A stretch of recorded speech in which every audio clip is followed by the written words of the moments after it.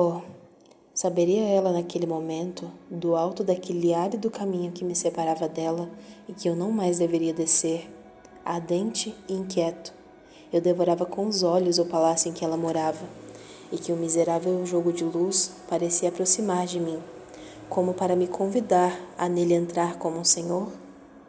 Sem dúvida, ela sabia, pois a sua alma estava por demais calorosamente ligada à minha, para que não sentisse nela os mínimos abalos, e era esse sentimento que a havia levado, ainda envolvida em seus véus noturnos, a subir ao alto do terraço, no orvalho glacial da manhã. A sombra ganhou o palácio e nada mais houve além de um oceano imóvel de telhados e agulhas, onde se podia distinguir uma ondulação encapada. Sarapião tocou sua mula, cujo passo a minha imediatamente igualou, e uma dobra no caminho roubou-me para sempre da cidade, pois ali eu não deveria mais voltar. No fim de 3 dias de viagem por aldeias bastante tristes, vimos despontar através das árvores o galo do campanário da igreja onde eu deveria servir.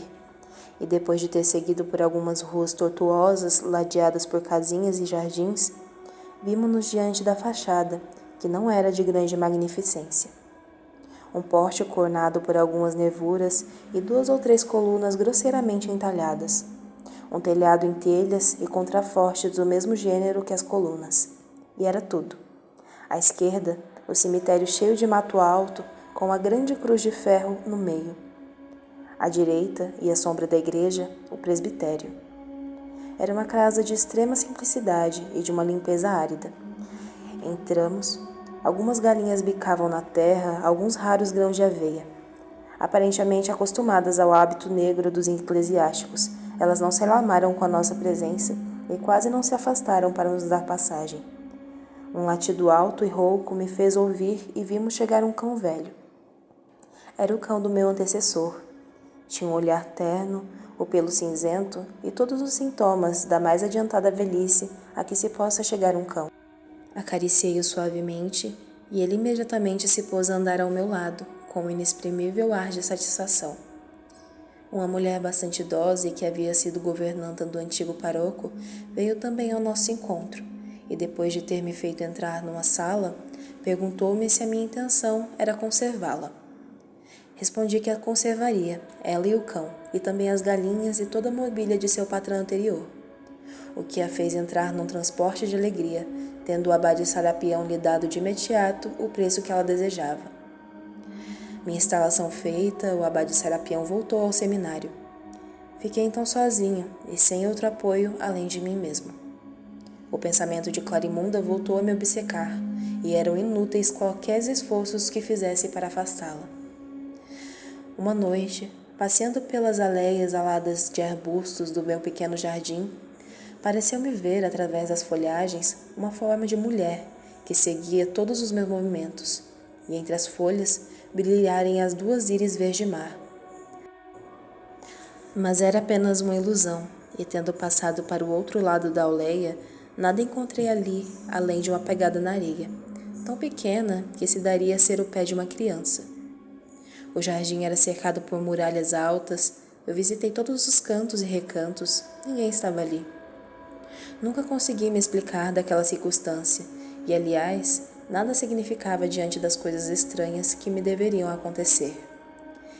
Eu vivia assim há 1 ano, preenchendo com retidão todos os deveres do meu estado, orando, jejuando, exortando e socorrendo os doentes, fazendo caridade até o ponto de me privar das mais indispensáveis necessidades.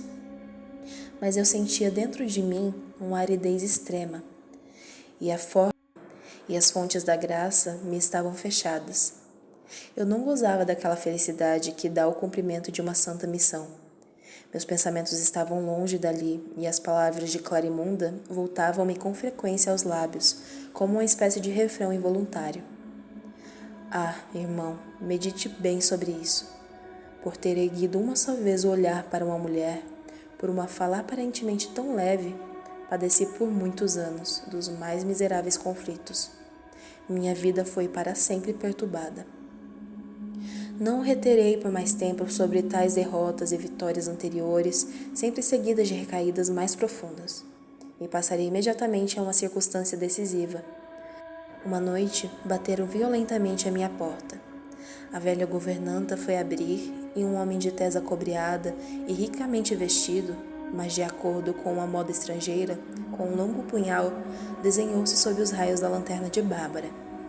Seu primeiro movimento foi o medo, mas o homem a tranquilizou e lhe disse que tinha necessidade de me ver de imediato para um assunto que dizia respeito ao ministério.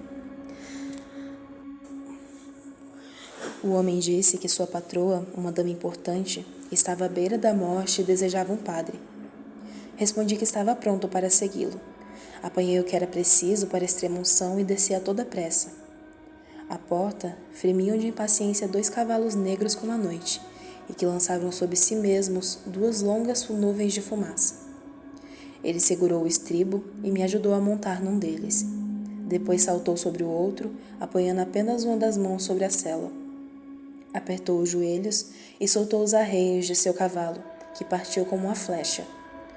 O meu, cujo freio ele segurava, pôs-se também a galope e manteve-se em perfeita igualdade. Nós devorávamos o caminho. A terra corria sobre nossos pés, cinzenta e listrada, e as silhuetas negras das árvores fugiam como um exército derrotado. Atravessamos uma floresta de uma escuridão tão opaca e glacial que senti-me passar sob a pele um arrepio de terror supersticioso. As chamas das faíscas que as ferraduras dos nossos cavalos arrancavam do cascalho deixavam nossa passagem como um rastro de fogo, e se alguém naquela noite nos tivesse visto, nos teria tomado como 2 espectros a cavalo sobre o pesadelo. Fogos fátuos atravessavam de vez em quando o caminho e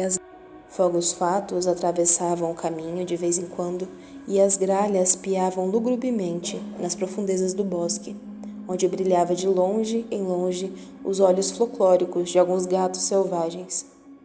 A crina dos cavalos emaranhava-se cada vez mais. O suor corria em seus flancos e a sua respiração saía ruidosa e apressada sob suas narinas. Mas quando a via vacilar, o cavalheiro soltava um grito gutural e nada tinha de humano, e corria e recomeçava com fúria. Enfim, cessou o turbilhão. Uma massa negra salpicada de alguns pontos brilhantes ergueu-se subitamente à nossa frente. Os passos de nossas montarias soaram mais ruidosos sobre um chão de ferro, e entramos sob uma abóbada que se abria sobre sua bocarra escura entre 2 enormes torres. Uma grande agitação reinava no castelo. Empregados com tochas nas mãos atravessavam o pátio em todas as direções, e as luzes subiam e desciam de andar em andar. Percebi confusamente imensas arquiteturas, colunas, arcadas, escadarias e rampas. Um luxo de construção totalmente régio e feérico. Um pajem negro, o mesmo que me dera o bilhete de Clarimunda e que reconheci instantaneamente, veio me ajudar a desmontar. E um mordomo, vestido de veludo negro, com uma corrente de ouro no pescoço e uma bengala de marfim na mão, adiantou-se à minha frente. Grandes lágrimas transbordaram de seus olhos e corriam ao longo de seu rosto sobre a barba branca. Tarde demais, fez ele sacudindo a cabeça. Tarde demais, senhor padre. Mas se o senhor não conseguiu salvar a alma, venha zelar o pobre corpo. Ele me tomou pelo braço e me conduziu à sala fúnebre. Eu chorava tanto quanto ele, pois havia compreendido que a morta não era outra senão aquela Clarimunda tanto e loucamente amada.